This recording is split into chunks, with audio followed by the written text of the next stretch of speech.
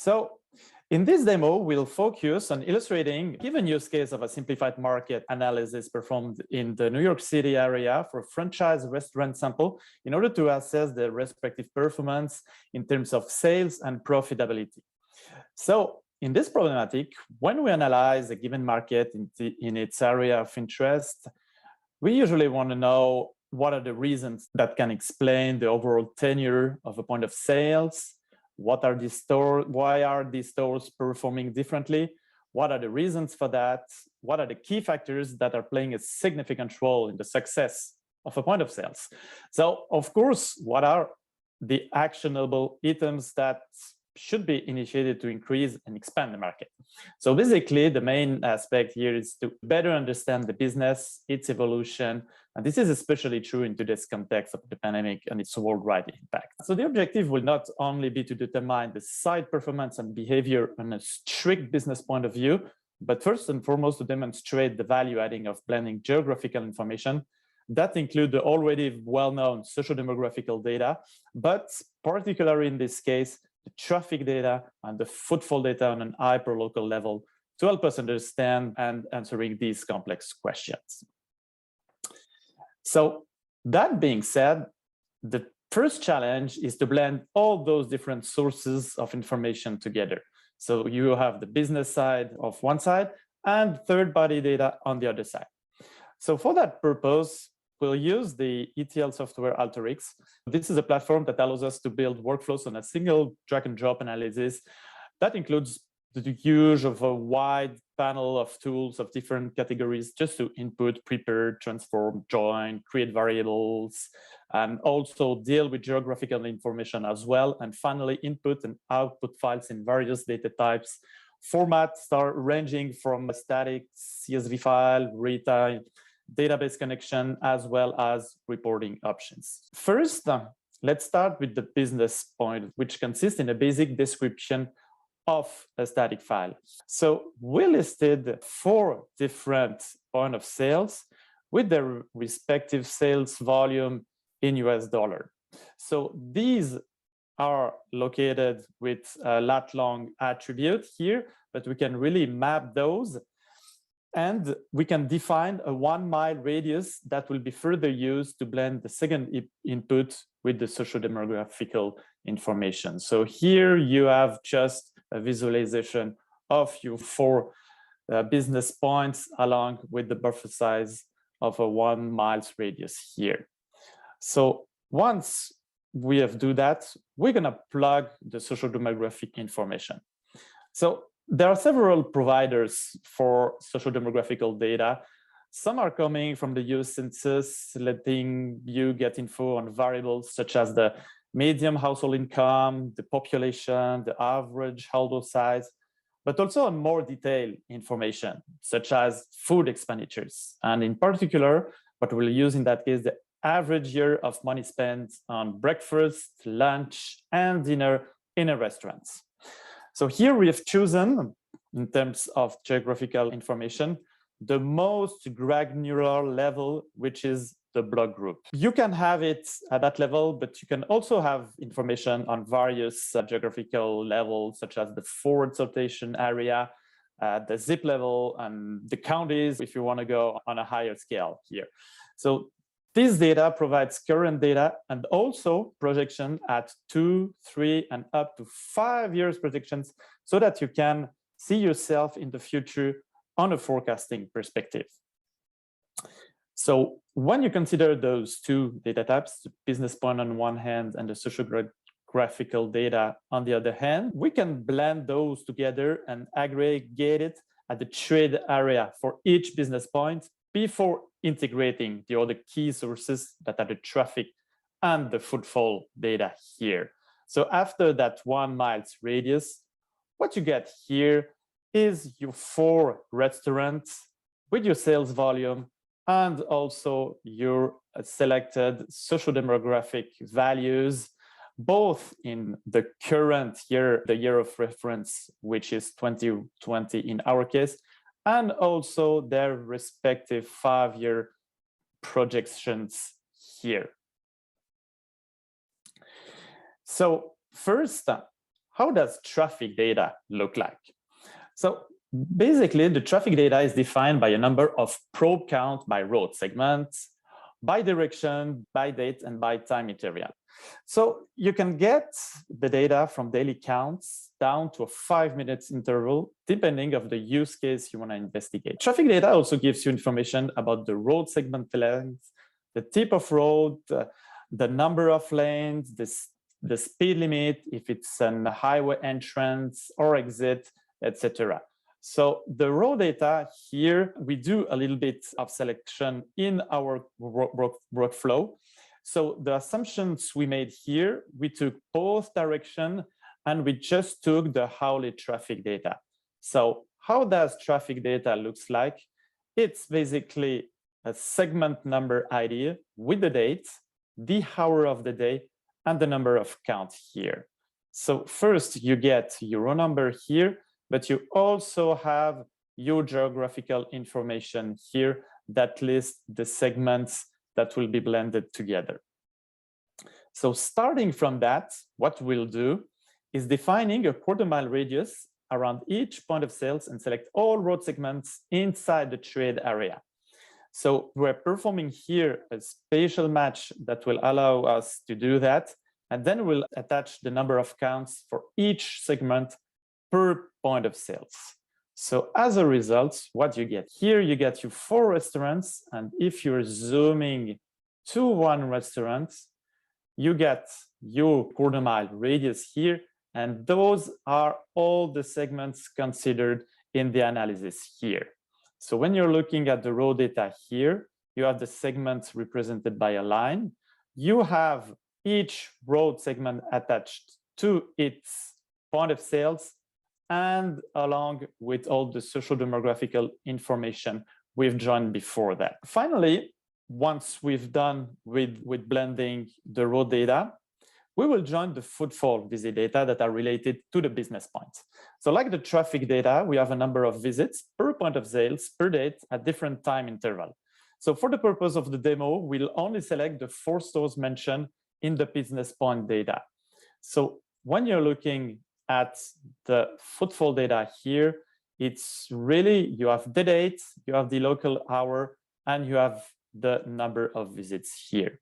So when we are merging this together and only selected our 4 point of sales here, we just have the related restaurant here, the hour, also the day of week that we have defined here in order to have a better visualization for our further analysis. And we can blend all that together with the join here. So once all data sources have been joined together, we can define, like I said, days of week and aggregate it as a function of various factors, such as the hour, just to show how the traffic and visit are distributed in a full day, or the day of week, for example, to see at which moment of the week are your different stores exhibit the most visit and traffic around it. As an example, if we are performing those several aggregation steps here, we can end up per point of sales here with a given number of visits and traffic counts, either per hour for each point of sales or per day of week, again, for each point of sales here. So that is really giving you a taste of what are the capabilities and what additional valuable information does it provide you for the traffic and footfall data and their respective potential here. So starting from that point, it's crucial to go back to the main objective. What's driving my business and what are the key factors that might explain the site's performances? So let's go back to the main data set that integrates all social demographical variables along with the traffic and footfall data here. So in that point, you have your 4 business points here with your sales volume, the aggregated visits and daily counts here, with the also social demographical information for both the reference here and the 5-year projection. So now to determine and describe the relationships between sales and all the other explanatory variables, A common way that we are working here is to define KPIs, which stands for Key Performance Indicators, that allows the possibility to compare apples with apples, basically. So each KPI is related to a given variable and expressed as an index based on the global average of that variable within the area of interest, which is here in our case, the 4 business points. If we take an example, let's see about the traffic. So each aggregated counts in a trade area is compared to the overall average counts of all trade areas.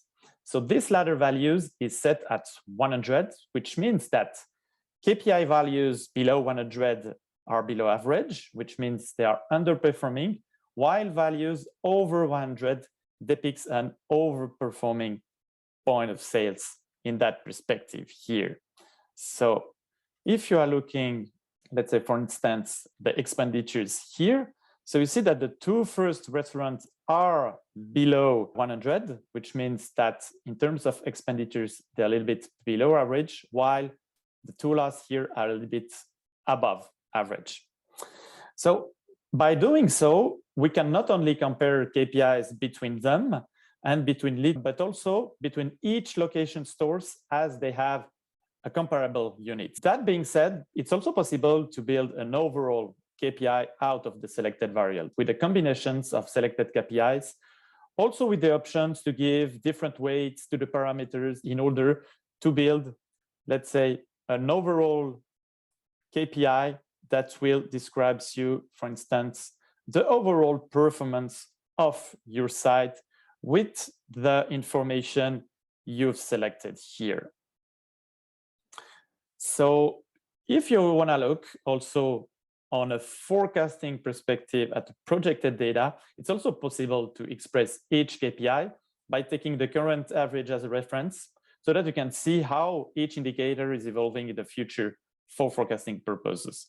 And this actually shows all relationships between your performance indicators and the different KPIs built from social demographical data, traffic data, and also footfall data. From that point about forecasting, I just have a quick words on predictive analytics here, because there are several tools in some ETL softwares that can be used to build predictive models. So for instance, if you have several sales volumes throughout the years, you can build time series algorithm to forecast sales or perform regression methods if you want to determine more in detail the level of significance of each variables on your sales and at which extent based on your model here. So I won't go into many details regarding predictive analytics. It's going a little bit beyond the scope of this demo, but keep in mind that these solutions exist and offers a lot of flexibility to strengthen your market analytics along with your third-party data, especially the traffic and the food. Finally, using this logic, you can output your final version in several types. So either by inserting directly the outcome into a database or into a report. So what we've chosen here is to generate a Tableau data extract that can be used directly in a Tableau workbook where pre-designed dashboard can be actualized in real time. So if we look at this format in Tableau data extract, we can have here a demo that's summarizing all your information you've provided. So what you're seeing here, so on the top left corner, that's the location of your 4 restaurants that we called here the East, North, South, and West restaurants. The upper panel here, you have summarized all your different social demographical information. So the average income for this year of reference and also at the 5-year projection here, the same for the aggregated population and the expenditures here. So if you are selecting also in real time those restaurants, you can see here the values changing dynamically with respect to your selection. So if I'm selecting all those restaurants, these are the KPI values that we've built regarding the sales, the expenditures, the traffic, and the visits. On the 2 lower panels here, These are the footfall visits separated by the hour of the day for the 4 point of sales. And on the lower panel here, these are the same charts, but depicting the traffic by hour of the day. Finally, on the bottom left panel, these are the traffic summarized by day of week. So 1 being the Monday, 7 being the Sunday, for all 4 point of sales on that perspective. So here you can see several information, several insights. So first, you see that the North restaurant is the one that's performing the least here. But in that particular restaurant, the traffic is way higher than normal, while the visits are much lower.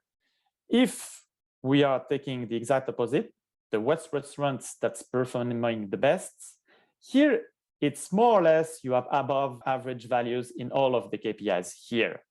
While the South restaurant is the exact opposite. You have a low traffic coupled with high visits here. So that's something here is clearly related, for instance, between the visits and the overall sales performance. So if you're looking more in detail, for example, of the footfall visits here, that the South restaurant exhibit a high peak, especially during the night and during lunch. So this is probably a takeaway restaurant because the other exhibit a totally different pattern here, especially the West restaurant, where you have a huge peak during late evening here. So that's quite interesting to see exactly how do these different parts of sales behave and how you can actually explain the difference, the performance in the sales perspective here. And what's exactly also pretty noticeable here is the North restaurants exhibit a much higher traffic volume throughout the day of week here, especially with a peak around late PM here. However, that doesn't translate into a large sales. So what we can see from that is probably the restaurant is located in a highly traffic area, but the people doesn't necessarily stops at the restaurants. They are only passing by because the visit remains pretty low here.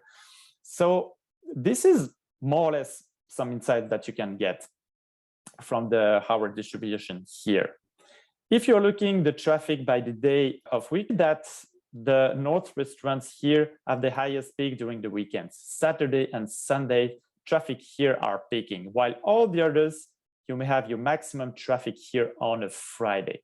So that also might explain a bit why that restaurant is underperforming, because probably all the traffic during the weekends do not tend to go there. Whereas other restaurants, especially the West one, which is located in central Manhattan, you have all the workers going here. So you have a huge peak during breakfast, during evenings, but also a regular traffic, a number of visits, and also quite a level of expenditures that's above average here.